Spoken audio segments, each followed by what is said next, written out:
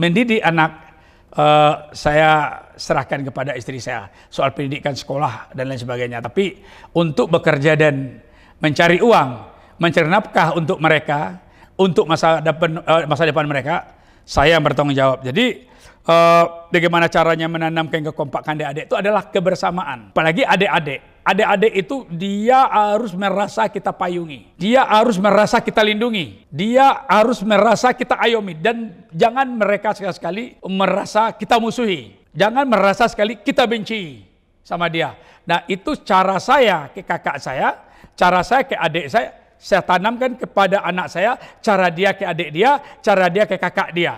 Alhamdulillah sampai sekarang mereka sudah 8 orang sudah punya anak, 2 masih busuk. Kami selalu bertemu. Kalau hari libur kami ketemu, kami duduk bareng. Cucu dari cucu sampai sekarang tuh sudah kompak dia.